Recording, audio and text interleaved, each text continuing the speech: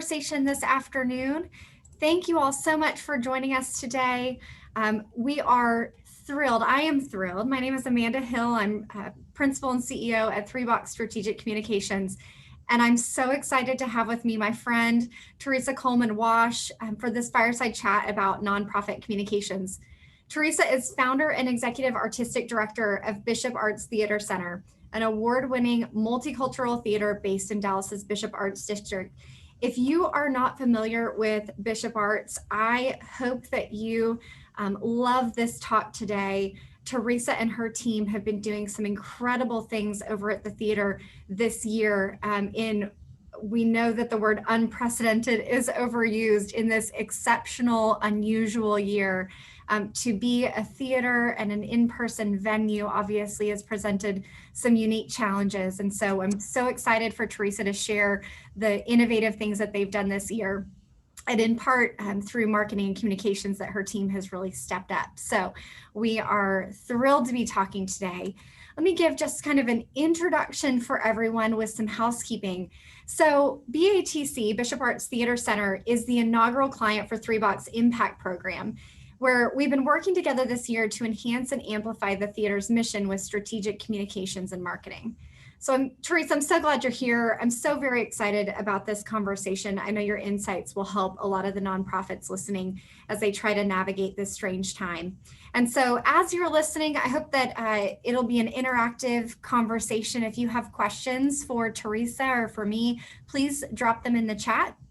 We'll do our very best to keep up with those questions as we go, but Teresa and I will get to chatting. So we'll lead that conversation, but please weigh in, and we do have some time on the back end to answer questions as well. So anything we don't get to along the way, we'll address at the end. So why don't we go ahead and get started? So Teresa, can we just get a quick snapshot from you about Bishop Arts Theater Center? Can you give us an idea of how you all are serving the North Texas community? Yes. So thank you so much for having me, Amanda. This is something that I've been looking forward to. And certainly I tweeted on yesterday that you guys were part of the secret to our success this year. We were chartered in Atlanta in September of 1993. We moved to Dallas in January of 2000. And in 2005, one of our longtime patrons who had followed our progress called me up and said, I have a 10,000 square foot building that I want to donate to your nonprofit. It was a dilapidated photography studio in what is now known as the Bishop Arts District. And so actually, it wasn't the Bishop Arts District at that time. It was considered a blighted area of town. And so we raised $500,000 in private sector funding. We were able to get a construction loan grant. I'm sorry, a construction loan. Wasn't a grant. We had to pay it back. Let's just be clear. It would have been nice if it had been a grant, right? But it was a $700,000 loan that we were able to get to start the renovations in 2006 and complete the renovations. The renovations were completed in 2008. And for those of you who are on this call, you know that there was an economic downturn in 2008. So we started doing a full season of theater performances, jazz concerts, speaker series events, and year-round arts education programs. And those programs came about because I attended an art symposium with Michael Kaiser, who was the president of the Kennedy Center at that time. And Michael Kaiser said something that resonated with me deeply. And he said, sick people don't get well by doing less. Now's the time for you to really connect with your community. So my board of directors and I went back to the theater. We held focus group meetings. And what we learned was that parents wanted somewhere for their kids to, participate in programs during the after school and summer months. We also learned that the audience, our patrons living in the area wanted a jazz series, and artists wanted somewhere to hone their craft. And so that's how our programs came about at that time. Of course, when COVID hit this year, we knew that we needed to connect with our community. I said to someone the other day, I feel like we have a PhD in being resilient during an economic downturn, because in 2008, that's exactly what got us through that economic downturn. And this year, I knew that we needed to connect with the community. So we canceled all of our in-person programs, and there were a couple of programs, particularly our storytelling circle. It was a Silver Stories storytelling circle where seniors were coming to the building twice a week to participate, in that program. And of course, in March, when we were all mandated to shelter in place, Yeah. those seniors could not come to the building. But what I said to our board of directors and our board members, I know Scott is on this this call right now, but prayerfully, our board members stepped up in ways that I never imagined. We met once a week, and I said to them in one of the meetings, I am not going to abandon those seniors. So together with our artists, we came up with Patio Live, where we would go to the aging care and facilities and independent living facilities, and our artists would perform on the patios and parking lots and hold workshops of those, at those facilities. We also did our first virtual summer camp. We are very fortunate to have incredible artists who work with us. And so we really learned and leaned on the expertise of our artists to curate a lot of those programs. Yeah. And quite frankly, I attended a technology conference last year this time.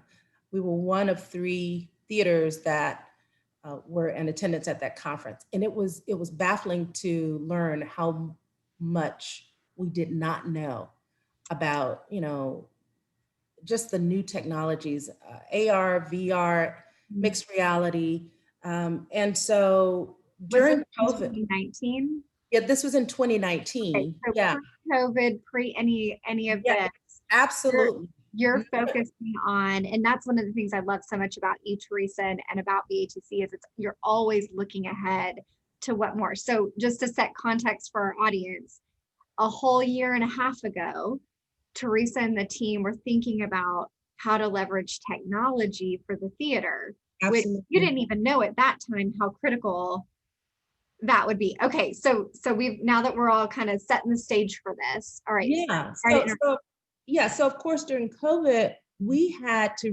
really embrace technology in ways that we never had before. And quite frankly, it's exciting to me. It's been very exciting. We are about to launch our first virtual holiday production. For interrupt. 17 years, 16 years, we have been producing Black Nativity by Langston Hughes at the theater. And this year, it's going to be a virtual program. And the possibilities are just incredibly endless. So I'm excited about that. And although it's been a harrowing year, I am excited about what we've learned and the direction that we're headed. Incredible. So many questions that are absolutely off script. So I want to throw one to you that is a little bit off of our path, but I think relevant to our audience. So as you've taken things digital, Mhm. how have you been able to monetize? Have you been able to turn that into donations and ticket sales? Because your whole model has changed. So what does that look like, and how did you communicate that to your audiences? That's a very interesting question. Just last night, one of our patrons who attended we did a drive-in social distancing jazz concert at Grand Prairie and at Lone Star Park, and also at the Dallas Zoo. And he sent me an email and said, "Thank you so much for the good times this year." And I distinctly remember the quote from Maya Angelou when she said, "People will forget what you said, they'll forget what you did, but people will always remember how you made them feel." Mhm. And that email struck me because we are in a year where so many of our systems have been decimated. and people are struggling in ways that we never imagined. But he said, thank you for the good times. And so what I knew for sure when the pandemic started was that we had to connect with our community. Now, this our holiday show that's coming up will be our first paid performance. So we have not had, I'm sorry, a virtual performance. Uh, Right.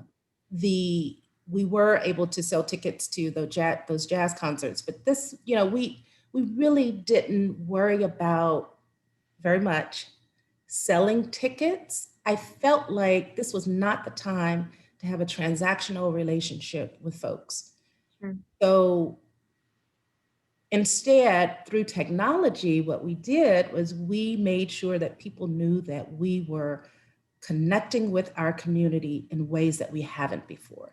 And Mhm. Amanda, I'm working from home, but my staff members, my colleagues are in the office. There are some colleagues in the office. And every time I have gone to the office to check my mail, there's a donation from somebody.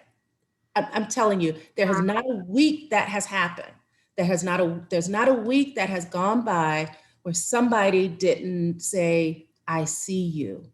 We see you. Thank you so much for what you're doing for the community.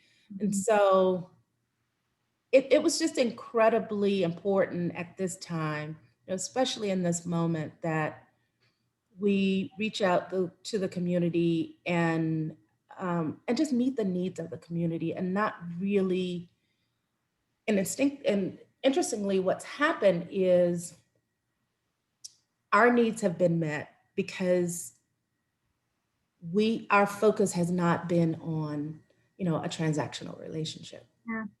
But the key word there, I think, Teresa, is relationship, Mhm. right? And so when I think about you all understand your audiences and you understand because you're connecting with them intentionally and you're communicating not to them, but with them.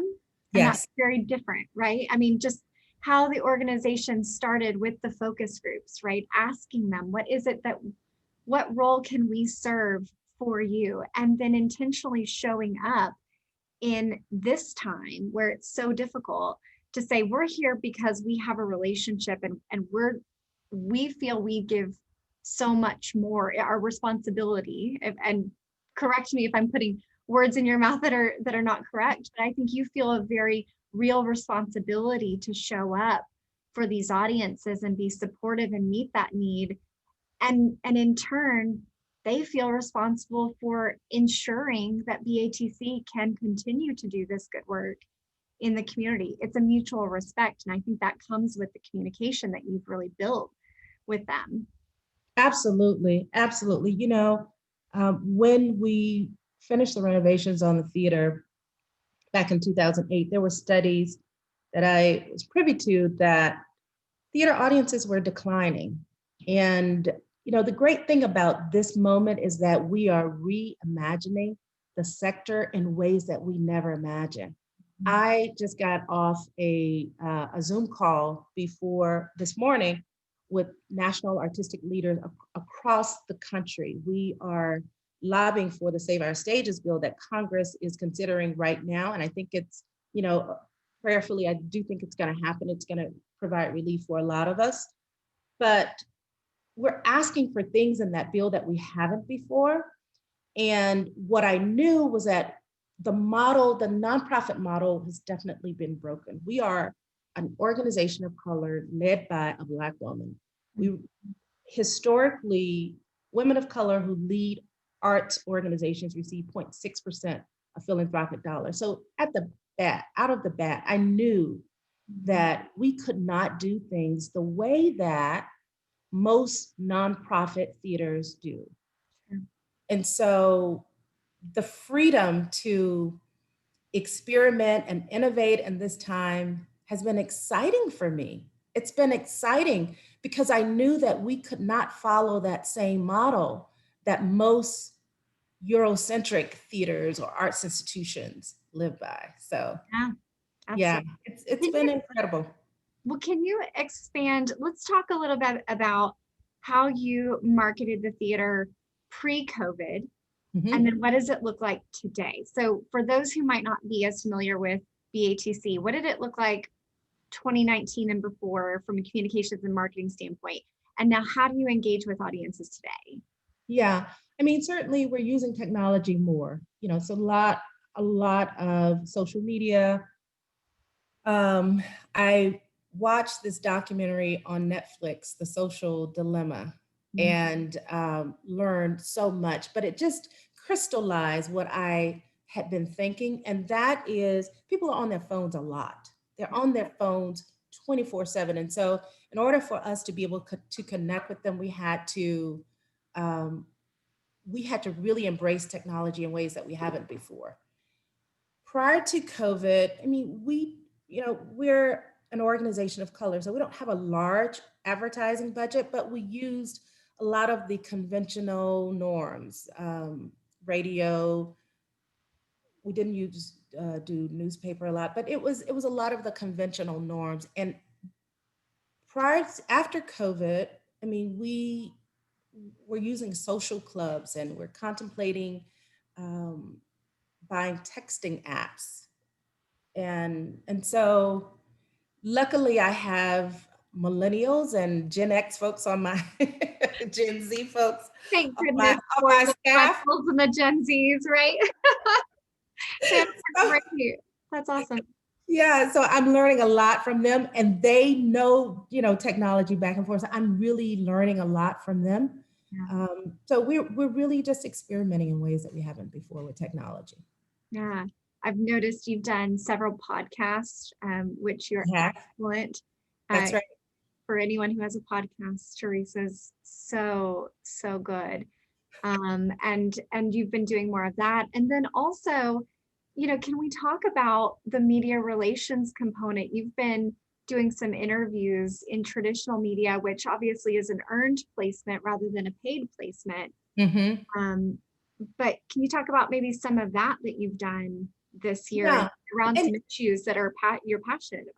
yeah, and also, what what we were doing prior to COVID was a lot of institutional marketing with Mm. um, organizations who were, interested in, me writing. I remember in 2018, I wrote an op-ed piece that went viral on HowlRound. Mhm. And so we've used op-eds to help with institutional marketing. We've also used, I'll tell you this, I don't read, I don't read reviews. I make it a habit not to read reviews. I think they're important because I want artists to be, to get the recognition that they receive. But there are award shows that, where I want artists to be recognized. And so we've embraced, um, those award shows. I was very honored to be a part of the Irma P. Hall Awards and receive the theatrical medal back in February before the shutdown. And several of our artists receive awards as well. And so we were able to, really push that out through our institutional marketing, which helped in ways um, that has kind of lifted the brand and made people aware of who we are and what we're doing. But I have to tell you, I mean, technology has been a game changer for us. And also around August when the city council was working on the budget, we collaborated with three other organizations of color to help um, advocate for funding for artists of color. Yeah. And I just think that people, long after this pandemic is over, folks will remember how we showed up for them. And that was really more important to me, again, than a transactional relationship. People have lost their jobs, they've lost their livelihoods. I mean, it would have been incredibly selfish of us to push a product on them at a time when their houses are literally on fire. Yeah. I the context of this year, and particularly for people of color, I think it's important to note that not only has the pandemic taken a disproportionate toll on communities of color, but also with the Black Lives Matter movement this summer, and the trauma that comes from what communities of color have endured in 2020, Mm-hmm. being a safe place and a voice for, in particular for our North Texas um, people of color is critical. And I have to believe that the work that you're doing and the way that you're helping people like me understand how we can be allies, that is the most important work I think I've seen you do this year. I'm so proud of you for that work, and I'm so grateful for the voice you are in the community. And I Thank think you. BATC, that's something that, we haven't touched a whole lot on now. Maybe we can segue to that. But your mission is so much more than quality programming, quality theater, and you do that Mm-hmm. exceptionally well. But could you Mm-hmm. talk maybe a bit about BATC's overall mission and what you're hoping to accomplish beyond just excellent theater? Yeah, I mentioned that in 2008, when we finished the renovations, I knew that theater audiences were declining. So it would have been futile for us to build a model on selling tickets to theater. We had to be more than that. I knew that. And I knew that specifically after that meeting with Michael Kaiser. It hasn't been easy, Amanda, because getting the philanthropic community to understand that, now I think that we're having really meaningful conversations with the philanthropic community. People are listening in ways that they haven't before. But at the outset, it was incredibly difficult. But we knew that we were on the right track because we were not listening to the reviews. We were listening to our community. And I'm so glad that we had the wherewithal to do that, to withstand all of the criticism, because I feel like we're on a trajectory in a way that's incomprehensible for most folks.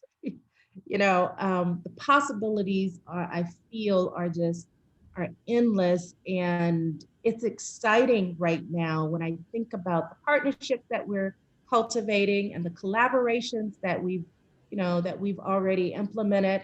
It's really exciting for me. And when I hear, I'm on that um, a Zoom call, like I mentioned, with national artistic directors. And when I hear the conversations that are happening at the national level, I know that we're on the right track. So um, I've never, I've been accused. My husband always says that I don't listen, but I think that has served me well Mhm. in some instances. Yes. Because you have to block out the noise. You have to have the courage to be different, to do things, to live life on your terms. And that's really what our theater has done. It may not look like the next theater, but it's worked for us. I wholeheartely agree. And I think this is a great example to show him that sometimes not listening is a good thing. We have a really good question from Diane Hosey from the audience, and I'd love to kind of insert that question here because I think it's really relevant. She asks, I'm interested in what you would convey to other consulting firms who want to support BIPOC organizations. Yeah, I think it comes with the relationships. I think again, really listening. And we were part of Dallas Truth Racial Healing and Transformation Racial Equity Now cohort, which was an incredible experience. And what I've learned and what I knew from that cohort is that oftentimes we've got to sit in discomfort because what we believe to be true may not be. And even we have, I mean, we've been victim of, we've perpetuated this savior complex, this paternalistic relationship with our community in ways that have been detrimental. You know, we thought we were helping in with the situation, but had not really talked to people who the program was intended for. And so I would say really have those uncomfortable conversations, sit through that discomfort, listen Mm-hmm. intently, and don't make assumptions. Oh, that's so good. Yeah. And what does that look like? I mean, is it large forums? Is it one-on-one? What would you recommend? Where do you start to have those uncomfortable conversations? Yeah, I love personal conversations. I don't know that, but I think you have to do both also. And I don't know that there is a roadmap. I think people have to figure out and do the work for themselves, and it's ongoing. That's the other thing about this work. It's ongoing, and if one method doesn't work, try another one. You Yeah. know, and so I think it does. It definitely boils down to finding out what avenue is best for you. But I personally like one-on-one because we can have, I feel like those one-on-one conversations are more meaningful Yeah. and Safe. barriers are removed. Yeah. Yeah, I mean, I can think of times where, we've been able to talk one on one. I know I can call you and have called you Mhm. and asked you questions and got your opinions and thoughts on things, and you've done the same, for different things this year. And I know that I trust you, and I know that you will be honest with me, and but in a loving way, and in Yeah, a nice way. yeah. And I so appreciate that. And while it is not your responsibility by any means, as my friend, I just appreciate that that's an opportunity that you've afforded me, that you've allowed me. Yeah, but It's great. that's the thing, Amanda. I never want to be in a situation where I'm preaching to the choir. I think in order for us to have transformational change, we've got to get out of our silos and talk to each other and have honest conversations and sit in discomfort, Yeah. whatever that looks like. Anybody who knows me well knows that I do not like yes people around me.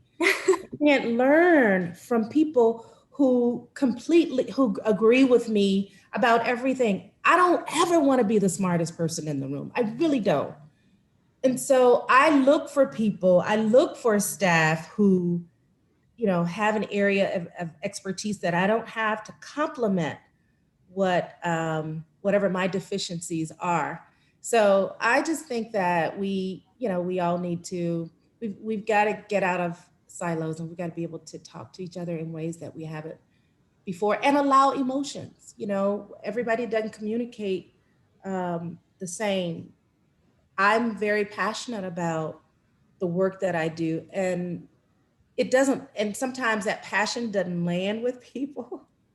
I have to temper, Sure. what I say a lot, Yeah. because oftentimes it's misunderstood. My passion is misunderstood, but that's not going to stop me from saying it, right? Right. Right. So so yeah, I think we have to have those honest conversations, and we've got to talk to each other. We have to talk to each other. Yeah. Absolutely. So thinking about how you've shown up for the community, how the community has shown up for you, for the Mhm. theater. Um, Looking ahead to 2021, what are you thinking about right now as a team? Mhm. What are the what are top of mind for you as you try to plan for the organization in the next year? So we are, you know, COVID has changed everything. We know that we have to reduce the paranoia of folks coming back to the theater, and so that's been top of mind. I mean, we're uh, vetting a COVID compliance officer. I think that's gonna, that's a position that we were not didn't wasn't even on our radar this time last year. Yeah. But growing our staff in that way, and then also, um, just making sure that because we own a facility, we want to make sure that we are being good stewards of the resources that we have, and letting artists and audiences know that we are still here. We want to listen. We don't want to make assumptions. We want to find out what the needs are. We were contacted by a one of our partners, I guess about 2 months ago, to transition the theater, to repurpose the theater to help families with small kids with homeschooling or virtual schooling. Oh, uh-huh. And so, we're having to look at using our facility in different ways, in ways that we were not using prior to this pandemic. And so we're just really being open. I will tell you that we're collaborating with partners all over the country, which is exciting to me. We have a monologue monologue project workshop series, where we're working with artists out of New York and LA and Oregon, and we have a radio play that's coming up that we're working with partners out of Portland, Oregon, Profile Theater. We we're certainly looking at outside facilities like the Dallas Zoo. We had an incredible experience with them in October, and so we collaborations, I think, are going to be the name of the game. We're also talking with junior players about partnering on a show, and other under main theater on several shows that are coming up in the next year. And that's the other thing, in this moment, it's amazing to me how we're we've come together. Yep. uh, I don't know that we would have had the opportunities that we have right now had this pandemic not happened. Well, think about how, I mean, as you're talking about this, I'm thinking the world has literally opened up.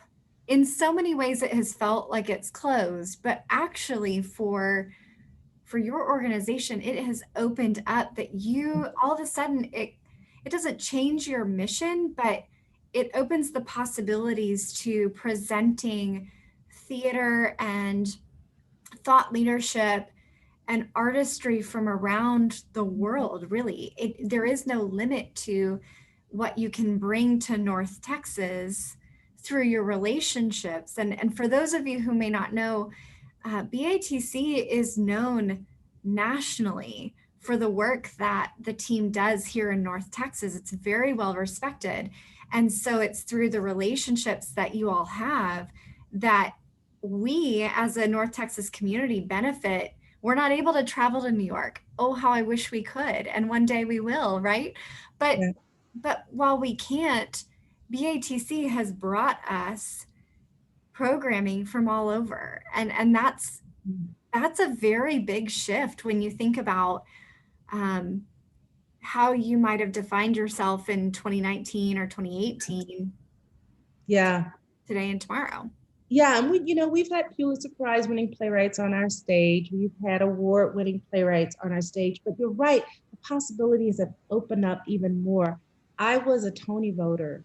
I served on the Dramatists Guild steering committee for the past 3 years, and so I saw every show that was on Broadway. And I had really many. I have really meaningful relationships in New York and all over the country. And now, and so prior to COVID, I'm like, okay, how do I get them?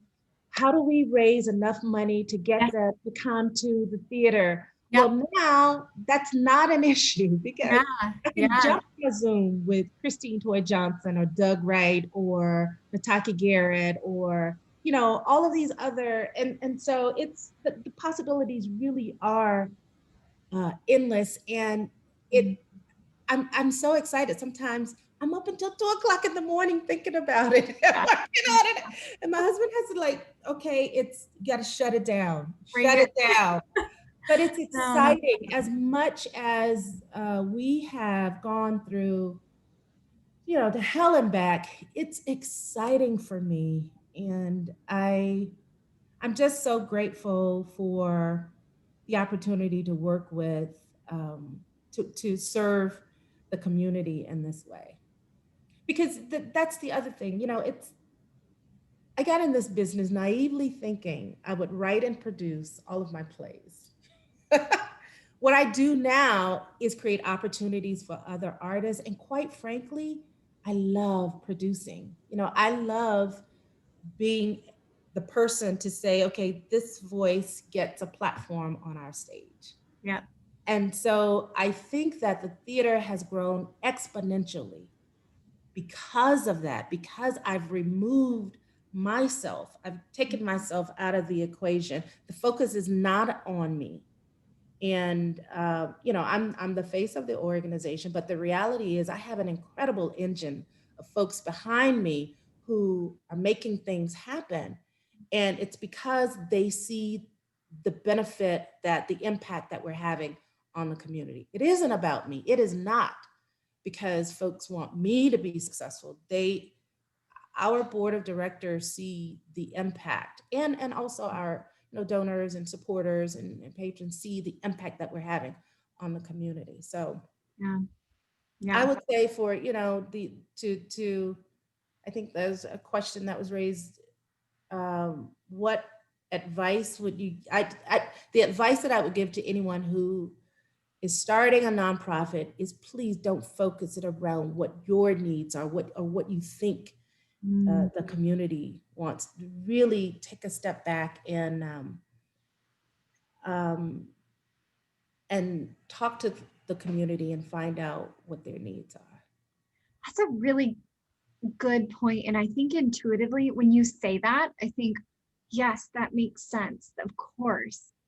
But then when you start, so I'm thinking about, nonprofits in our community who maybe aren't used to doing that. So can you maybe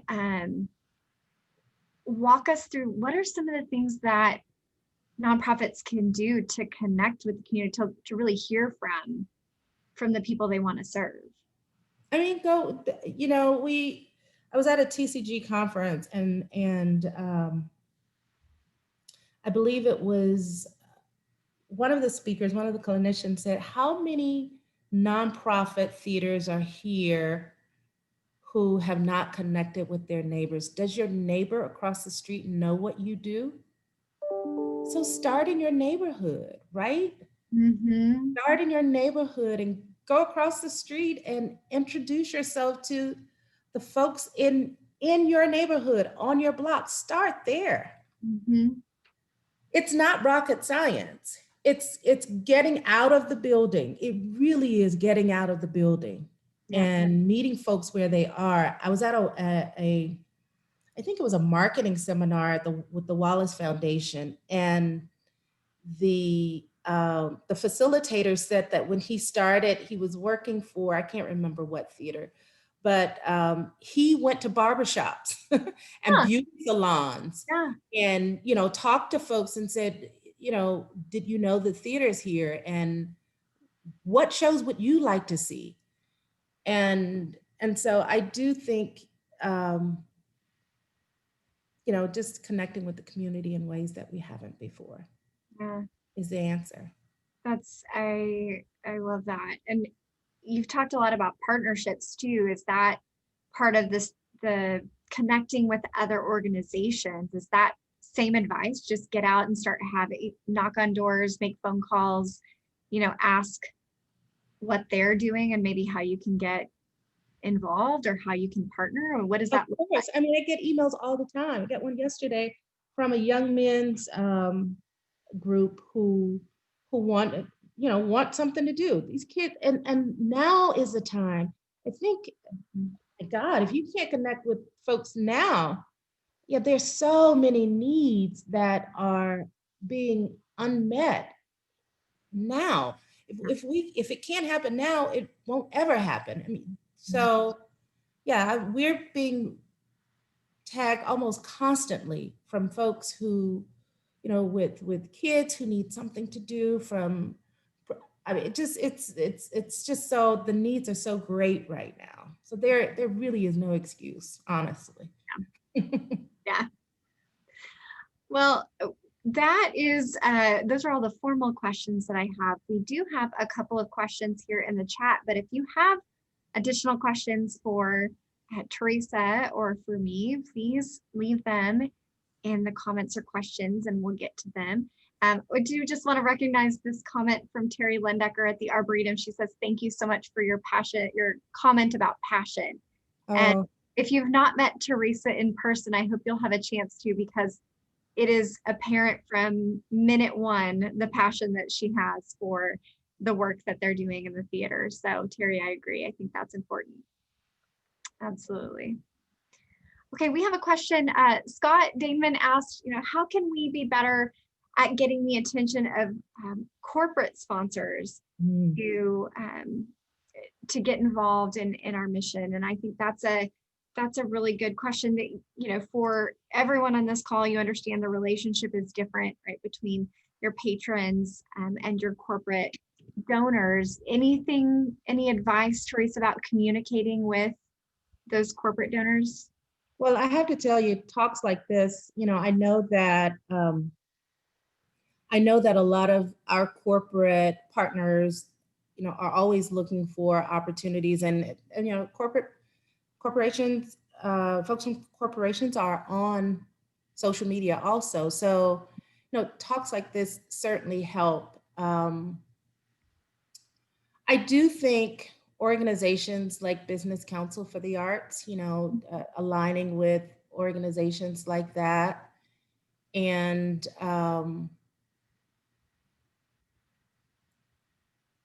maybe, I would say networking, networking with various organizations. That's a really good question, Scott. I think that we all have to be responsible in amplifying our voices. I don't think that fundraising is a really hard job for folks, and I know people hate doing it. But what I found is that corporations are looking for opportunities to support organizations that are really doing good work. And I think that we have to be consistent, and we have to continue to be resilient, Mm. to be seen. Yeah. I'm curious, Amanda, what advice would you give? Yeah, I think something that you touched on and I want to really emphasize is having a clear point of view. I think that one of the things that you all have worked really hard on this year is defining how you serve the community. What is BATC's purpose and mission? And it's very clear, like we said, it's not just excellent programming. It's being an inclusive place to have hard conversations about issues that are so important to North Texas Mm-hmm. and to us as a people. Corporate donors, more and more, are looking to support key issues in our community, whether that's supporting communities of color, having talks about racism and racial injustice and doing work there think that's obviously one. When I think about, mental health, that's Yeah. another very important issue this year. So for our nonprofits who are serving the community in that space, having a very clear narrative around what you do and how you serve, I think will help corporate donors match with the philanthropies and the nonprofits that it's important to have that match, right? If they are passionate about the same point of view Right. and the same issue, Mhm. they will be more inclined. One, if you're not looking for a one-time financial donation, it's the same as your patrons, right? It's not transactional. You want to build relationships with these corporate donors and these brands. And so I think the clearer your narrative and story, the stronger chance you have of building a deeper relationship and a partnership moving forward. So that would be my advice, is just be really clear in your messaging about who you are. Yeah. And you know what? In retrospect, prior to COVID, we did a speaker series event. Mm-hmm. The last speaker series, and these are conversations about issues that are plaguing our communities. And I distinctly remember this last event that we did before we shut down. We talked about, I think the subject was behind closed doors. Mm-hmm. And it was for women who were revealing some type of um, trauma that they have had to contend with. It was interesting to me. We had so many corporate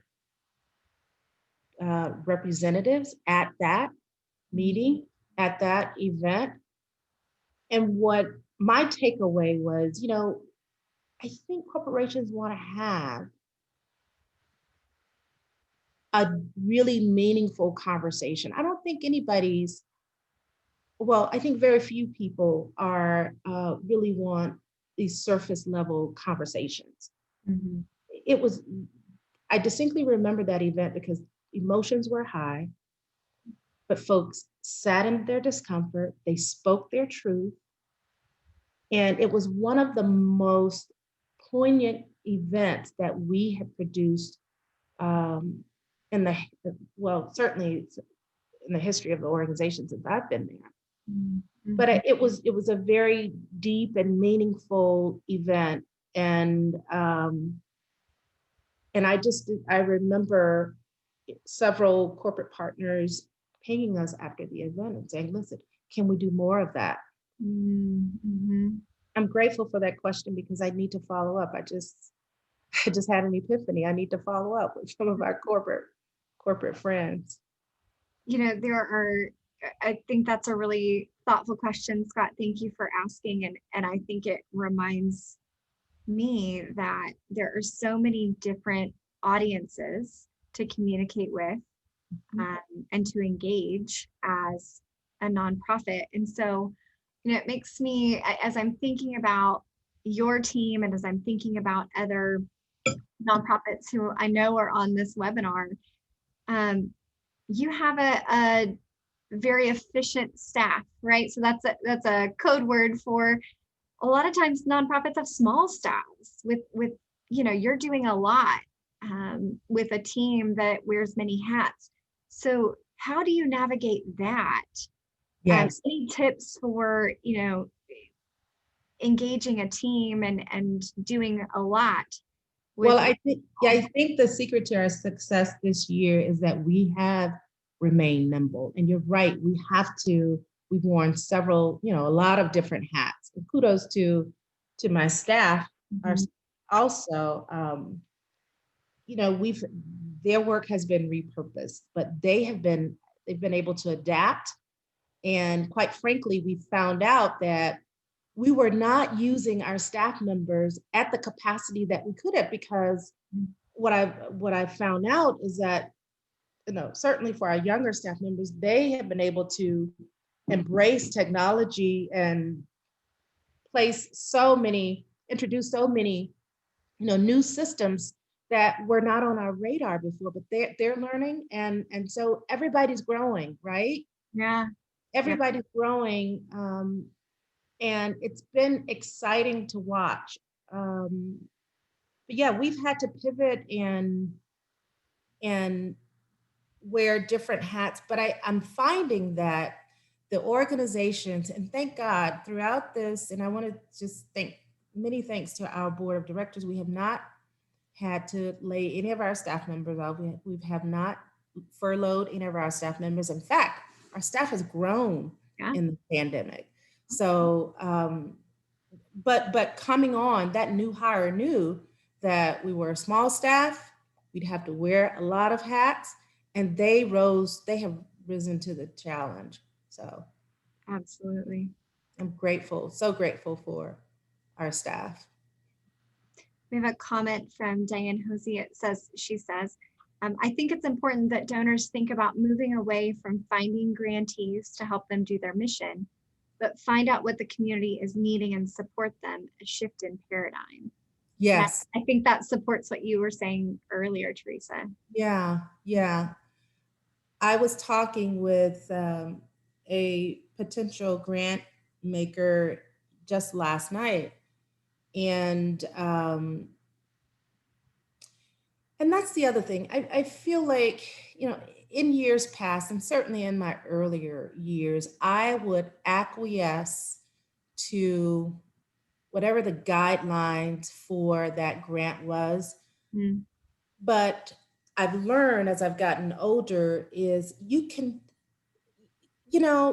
grant makers want to know. They want to know what our needs are. I've learned as I've gotten older to push back on things that maybe were not. I've learned to speak my truth. Mhm.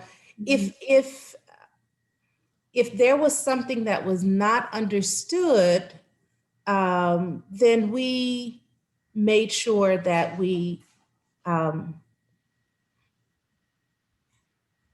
corrected information that was based on assumptions, and that makes for a more meaningful and more honest conversation with grant makers. Also, I have found I don't tiptoe around grant makers anymore. Just last night I mentioned that I was talking to or emailing a potential funder, and what I've learned is that just like elected officials, they have to be educated, right? Your community. Mhm. And it was such a shame that I understand why most of the philanthropic community. I'm grateful that most of the philanthropic community have a racial equity lens now, and so I think that they're listening in different ways that they haven't Mhm. before, and because of that, I'm able to show up in a way that I haven't before. Mm. I think I have a responsibility to do that. So And if you're we also, are, I was gonna say, you're showing up with a very clear understanding of what you all are doing and what you want to see for our community down the road. It's not just what it looks like today, but I think you help them see what it could be. yeah, but we're on the front lines also. Mhm. So they have to defer to our expertise because we're Yes. on the front lines and we know what's happening. And oftentimes, I just think the philanthropic community, you know, they they were misguided. But I'm grateful that we're able to have those really uncomfortable conversations and challenge some of the things that are coming forth and the assumptions that are being made. Yeah. Well, I know we are just a few minutes away from 1 hour. It went fast, didn't it? Yes, it did. I appreciate, oh, we do have let's go one more question. Sorry. I Okay. just saw this. Most nonprofits are always running on the least possible resources. How do we impress upon board and staff of especially non-arts nonprofits, the value of communications and marketing when the lives of our clients are at stake. Let me, Teresa, if you don't mind, I might take a stab at this one. This Yeah. is really tricky. And I think one of the things that we know, and that I know as a communicator, is that marketing communications is not always at the top of the list, right? When the board is looking at what needs to be funded and where, dollars are going to go, where staff time is going to go, that's not always at the top of the list. I would argue that, or make the case that if you're not telling your story, whether that's through traditional channels, through technology and new forms of outreach to your communities, whether it's live events, and we will, I do think Teresa and I both agree that live in-person events will still be an important component when it's safe to do so, and when we take the proper protocols. But I think that helping your board and staff see the connection between communicating and marketing with audiences and bringing them along to your mission and your purpose, you can't bring them along if they don't know your story. And so you may need to become a strong champion for it internally. It's got to have a voice. You have to have someone championing it inside your organization. You may need a partner. Teresa and the BATC team have partnered, as I said, with 3Box this year as our impact client. We've worked very closely with them to equip BATC with some tools that hopefully make it easier for them to communicate with audiences. But I think it's making that direct connection for the board and staff, who ultimately, your mission is the same. You want what they want, but you've got to tell your story. And so I would say that's likely the messaging or the approach that I would take for making that case. Teresa, anything that you would add? No, I completely agree with that. I don't think that we would have gotten, this year, we were able to exceed our North Texas Giving Day goal of what we did last year by 100%, because we were telling our story, because people saw us on social media. Everything that we did, we marketed it through social media, right? And Yeah. so folks saw that we were on the ground in the community. And I don't think that we would have had that response if they didn't know that we were on the front lines in that way. Yeah, absolutely. All right. Well, I think we have covered all of the questions. Teresa, what a joy. Thank you so much for joining us today. I so appreciate not just your time today, but the work that you're doing in our community. I would encourage everyone on this webinar to visit Bishop Art's website, learn more about the programming and the mission and what they're doing for North Texas and beyond, and then buy a ticket. Look for ways to invest in what they're doing. I can't wait to one day we'll be back in the theater and we'll get to see more shows there. But in the meantime, there's so much that you all are doing. So check them out. It's Bishop Arts Theater with an RE.org. Yes. You can find them online. And then just a quick plug for 3Box Impact. It's that time of year where we are now taking applications. So if you're a nonprofit leader that needs help with communications and marketing, I'd love to invite you to apply for our 2021 Impact Program. The application process is pretty simple. There's a form online that we ask you to fill out, and then we will select 3 finalists. Our team reviews each and every one of those and then selects 3 finalists to present to us via Zoom this year. Virtually, just tell us a little bit more about your organization and what you want to accomplish. But our impact client receives $30,000 in pro bono coaching and tools throughout the next year. So if you're interested, you can apply at 3boxstrategic.com/impact, and we'll take applications through 5 o'clock on New Year's Eve, so Thursday, December 31st. So we love learning about organizations and what you're doing in our community. We make sure that every nonprofit who applies is recognized through our social media channels, through our website. We want to make sure that every one of them gets some visibility, because we think every nonprofit deserves some communication about their story. It's important that we share who all is doing the good work in our community so that we can support and partner wherever we can. So that is a mission of ours, even if you're not selected as our impact client. And then finally, if you have any questions about impact or about the conversation today, you're welcome to reach out to me directly. Teresa, I can always connect you with Teresa if you'd like. My email is ahill@threeboxstrategic.com. And again, we're just so grateful that you all joined us today. We hope that you were inspired and you learned some things that you can take back to your nonprofits. And I think that I can confidently say for Teresa and I both that we feel passionate that, you know, a rising tide lifts all boats. So we're really about supporting each and every nonprofit in our community, because, you know, it takes all of us to improve the quality of North Texas for all. So Teresa, thank you, friend. I so appreciate you very, very much. I can't wait to see what Bishop Arts will do in 2021. Amanda, thank you. I really believe that you guys were such an incredible, important part of our success this year. I cannot thank you enough. Love it. All right, friend. Well, thank you, everyone. Have a wonderful day and happy holidays. Happy New Year. Bye.